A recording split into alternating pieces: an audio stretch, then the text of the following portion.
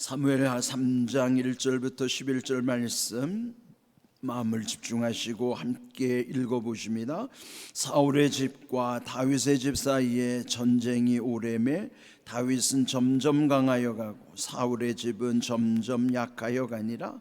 다윗이 헤브론에서 아들들을 낳았으되 맏아들은 암논이라 이스라엘 여인 아히노암의 소생이요 둘째는 길르압이라 갈멜 사람 나발의 아내였던 아비가일의 소생이요 셋째는 압살롬이라 그슬 왕 달메의 딸 마아가의 아들이요 넷째는 아도니아라 학깃의 아들이요 다섯째는 스바데라 아비달의 아들이요 여섯째는 이드르암이라 다윗의 아내 에글라의 소생이니 아들은 다윗이 헤브론에서 낳은 자이더라. 사울의 집과 다윗의 집 사이에 전쟁이 있는 동안에 아브넬이 사울의 집에서 점점 권세를 잡으니라. 사울에게 첩이 있었으니 이름은 리스바요 아야의 딸이더라. 이스보셋이 아브넬에게 이르되 네가 어찌하여 내 아버지의 첩과 통관하였느냐 하니 아브넬이 이스보셋의 말을 매우 분하게 여겨 이르되 내가 유다의 계머리냐 내가 오늘 당신의 아버지 사울의 집과 그의 형제와 그의 친구에게 은혜를 베풀어 당신을 다윗의 손에 내주지 아니하였거늘 당신이 오늘 이 여인에게 관한 허물을 내게 돌리는도다. 여호와께서 다윗에게 맹세하신 대로 내가 이루게 하지 아니하면 하나님이 아브넬에게 벌 위에 벌을 내리심이 마땅하니라. 그 맹세는 곧 이 나라를 사울의 집에서 다윗에게 옮겨서 그의 왕위를 단에서 브엘사바까지 이스라엘과 유다에 세우리라 하신 것이니라 하매 이스보셋이 아브넬을 두려워하여 감히 한마디도 대답하지 못하니라. 아멘. 자, 오늘 이 말씀에 보면은 다윗의 집은 점점 강하여 가고 사울의 집은 점점 약하여 가니라. 흔히 그 집안의 가세가 흥할 수도 있고 쇠할 수도 있어요. 그런데 우리의 인생이 한없이 잘 될 수도 없고 한없이 안 될 수도 없어요. 중요한 것은 좋은 상태를 항상 유지해 가는 것이 그게 제일 좋아요. 물론 우리가 너무 침체되어 있으면 올라가는 것도 필요하지만은 그러나 그게 우리의 욕심일 수도 있어요. 그러면은 우리의 좋은 상태가 뭘까요? 하나님의 은혜가 좋은 상태라고요. 하나님의 은혜를 그걸 유지해 갈 수 있는 것이 가장 좋은 것이죠. 그리고 여기 보면은 어찌하든지 사울과 다윗은 그 권력에 있어서도 함께 할 수도 없는 관계지만은 결국 사울이 죽은 이후에 다윗의 집은 점점 흥해지고 그 사울 가문은 점점 몰락해 가는 거예요. 가세가 기울어지고 하나는 가세가 이제 상승해 가는 그런 과정이죠. 이 상황에서 또 2절에서 5절을 보면은 다윗이 지금 근거지였던 그 헤브론에서 여러 아들을 두었다. 물론 자식을 많이 두는 것도 또 그 집안이 잘 되는 것이기도 하지만은 또 가지 많은 나무에 바람 잘 날이 없다고 이 아들들로 인하여 다윗이 얼마나 또 고통을 당하는지 몰라요. 여기 이제 그 헤브론에서 얻은 6명의 아들들의 이름이 쭉 기록이 되어 있죠. 이제 앞으로 이 아들들이 어떤 그 아버지의 속을 썩이는가 이제 이후에 나올 것이니까요. 그러나 이제 여기서 말씀을 하고자 하는 것은 어쨌든지 다윗은 점점 강해지지만은 사울의 집안은 몰락하는 중이었다. 그런데 여기 6절에 보면은 그 사울의 집에 남은 아들 이스보셋을 왕위에 옹립했던 인물이 나와요. 그 사람이 누구면 아브넬이라고 하는 사울의 군대 장관이었어요. 그런데 이 아브넬이 그 이스보셋을 왕으로 세운 것은 이스보셋을 인정해서가 아니겠죠. 그를 세우고 허수아비 왕으로 세우고 배후에서는 자기가 실세가 되는 거예요. 그러니 그 나라가 잘 될 리가 있겠습니까?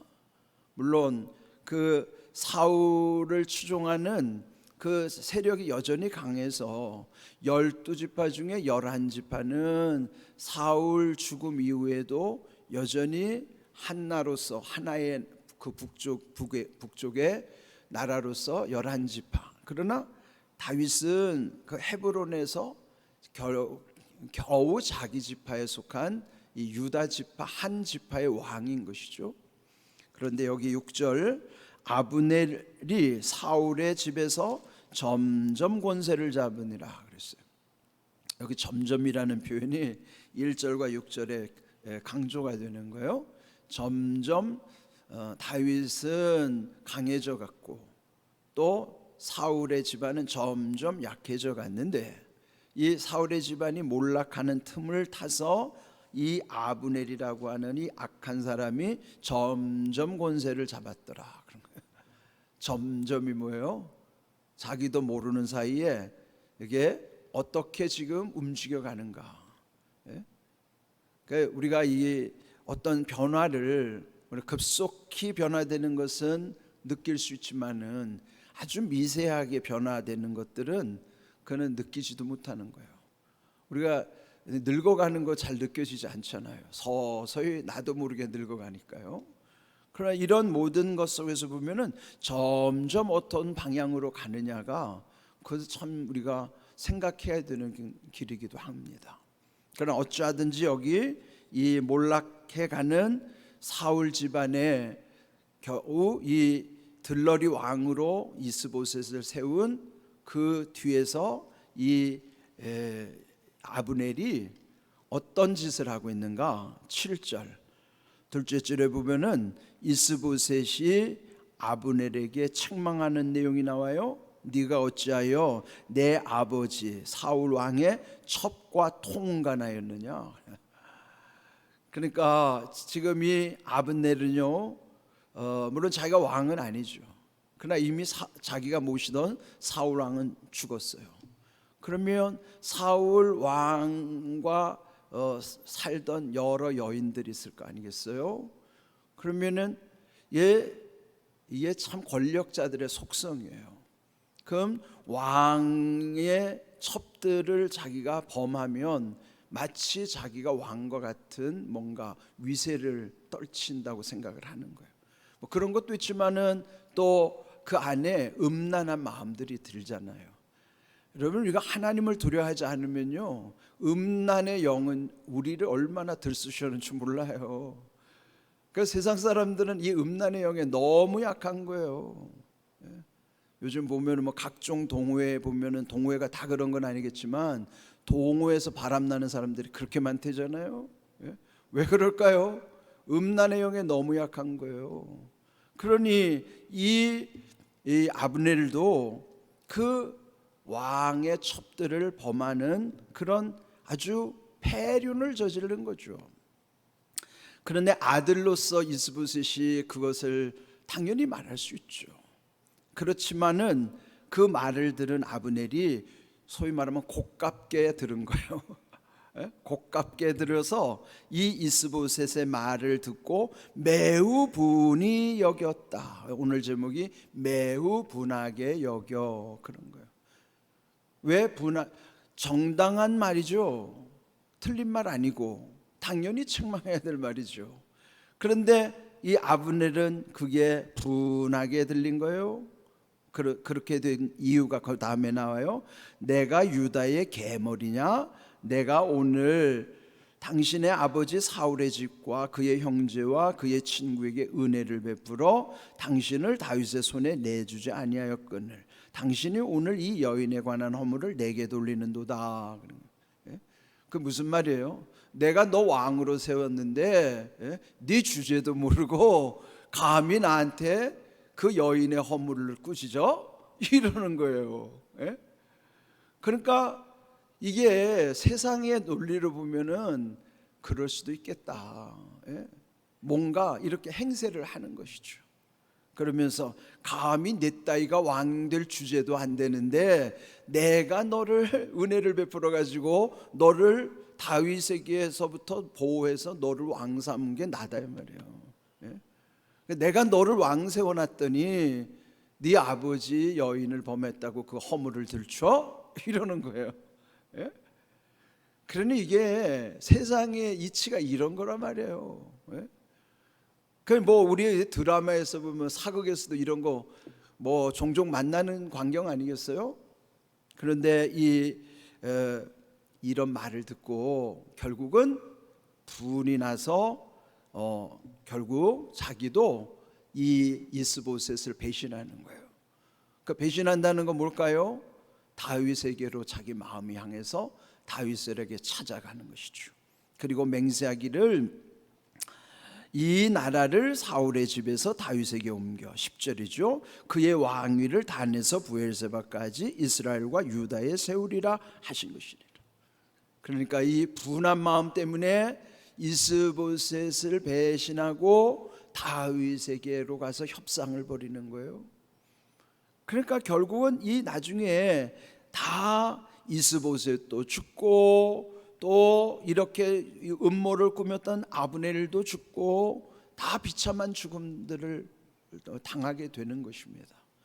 그런데 여기서 우리가 기억해야 될 것은요, 이렇게 정당성이 없을 때, 그는 결국 이런 말을 듣고도 11절 그 왕인 이스보셋이 아브넬을 두려워하여 감히 한마디도 대답하지 못하니라. 처음에는 한마디 했다가 오히려 이 아브넬이 큰 소리를 치고 나니까요 심히 두려웠더라. 마음이 두려워서 그 다음에는 감히 한마디도 말을 못했더라. 찍소리도 못한 거예요. 이 왕이 됐다 하더라도 왕으로서 자기의 권력도 없고 권세도 없어요. 왜 그럴까요? 정통성을 잃어버리면 이렇게 되는 거예요. 정통성이 뭐예요? 하나님이 세워야 정통성인 거예요. 하나님이 함께 하셔야 그게 정통성이란 말이에요. 우리도 그렇습니다. 하나님이 함께 하시는 정통성이 없으면요 누가 옆에서 이렇게 한마디만 해도 찍소리 못한다고요. 두려움 때문에 찍소리도 못해요. 그게 불의한 일임을 알고도 그것을 말했는데도 자기 말이 먹혀 들어가지 아니하고 오히려 반대 현상이 일어난 거예요.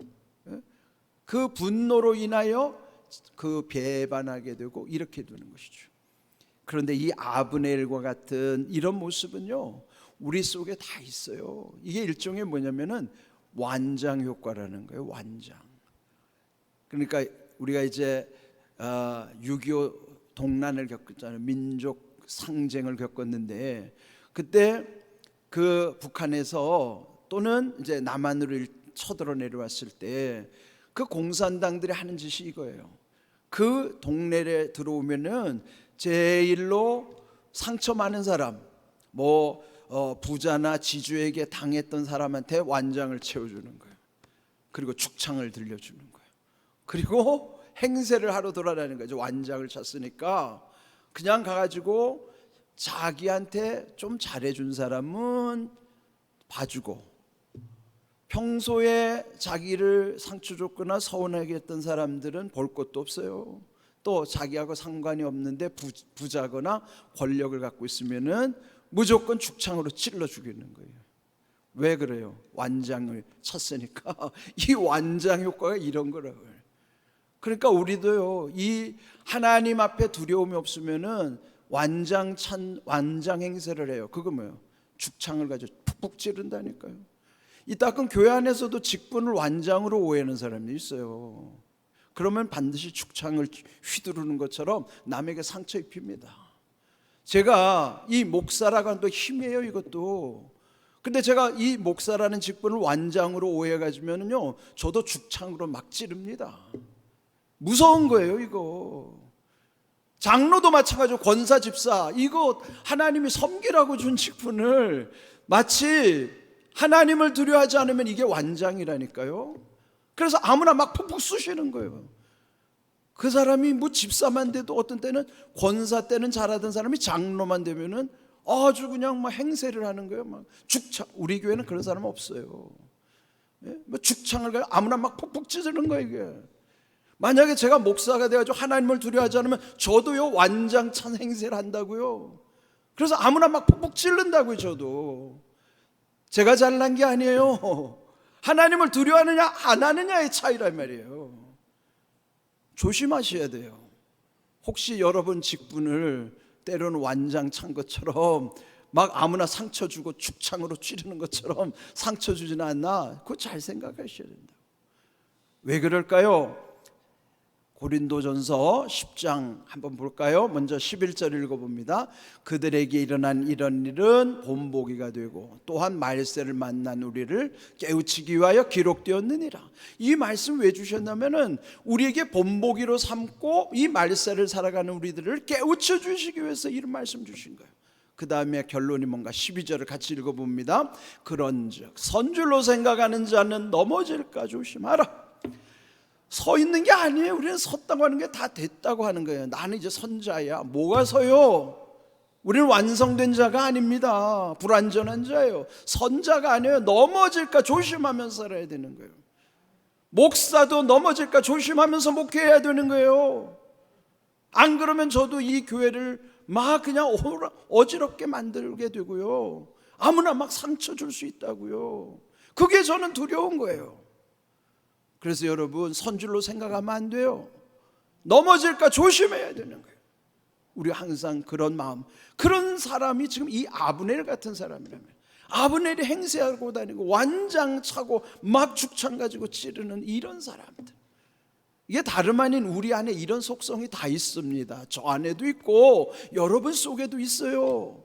다만 하나님을 두려워하지 않으면 다 그렇게 완장 행세를 하고 죽창으로 찌른다니까요. 우리 자신들이 항상 겸손해야 돼요. 하나님 두려워할 줄 알아요. 내게 주신 직분을 행세하는 게 아니라 말없이 섬기는 일에 쓰는 거예요.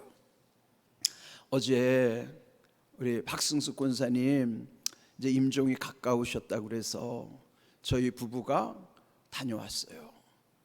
가족들이 다 둘러앉아 있고 그 임종실에서 그 박승숙 권사님 이 산소 마스크를 쓰고 산소 호흡기를 쓰고 가쁜 숨을 내쉬면서 이제 어제 교역자들이 쉬는 날이라 저희 부부만 둘이 갔어요. 그런데 저희가 그 박승숙 권사님 참 저는 참 그분 존경합니다. 정말 말없이 기도하시고 또 주의 종을 참 끔찍히 여기시는 분이에요. 그런데 어제 그 이제 임종 병상에서 찬송을 382장, 384장, 또 415장 반복해서 계속 부르고 성경도 몇 장 읽어드리고, 그런데요 그 호흡이 가쁜 가운데서도 여기 이렇게 산소 마스크 썼어도 입이 보이잖아요. 근데 찬송을 따라 하시는 거예요. 입을 뻥긋뻥긋하면서 눈이 흐리면서도 마지막 호흡으로 입을 그냥 계속 찬송을 따라 하시는 거예요. 그리고 주님의 기도 주기도문 할 때도 당신이 입으로 다 같이 하시는 거예요. 제가 그 모습 보면서 얼마나 감동이 되는지, 이렇게 지금 마지막 사력을 다하여 하나님 앞에 당신의 영혼을 맡기고 그렇게 기도하면서 말씀을 사모하면서 찬송하는 모습이 얼마나 감동이 되고 아름다운지, 저는 지난번에 하상신 장로님도 그렇게 보내드렸어요. 하상신 장로님도 마지막 그렇게, 그런데 이번에 박승숙 권사님도 그 마지막 임종의 순간 이제 오늘 내일 하시는 중인데, 저는 그 마지막 그 가족들과 함께 저도 그냥 얼마나 눈시울이 뜨거워지는지 그 모습을 보면서 성도의 모습이 이렇게 하나님 앞에 가는 것이구나, 이렇게 겸손하게 주님이 부르시는 날까지 살았으면 좋겠다. 어제 그런 마음 가지고 어제 하루를 지냈어요. 근데 오늘 부른 찬송이 미리 어제 다 정해놓은 찬송인데 오늘 아침에 이 찬송을 부르는데 보니까 또 그 천성을 향하여 우리들의 모습을 그대로 그려놓은 찬송의 고백이에요. 여러분, 우리 마지막까지 겸손하게 하나님의 은혜 가운데 마지막에 찬송을 부르면서 저 시온성을 향하여 오늘 찬송 부른 것처럼 그렇게 가자 말이에요. 행세하지 말고 우리에게 기회를 주셨을 때 좀 더 섬기고 말이에요. 좀 더 베풀고 좀 더 하나님이 기뻐하시는 그런 마음을 가지고 살자 말이에요. 그런 은혜로 우리 모두가 하나님의 부르심 앞에 우리 오늘도 또 앞으로 부르시는 날까지 그런 믿음으로 담대하게 살아갈 수 있기를 주님의 이름으로 축복합니다. 아멘.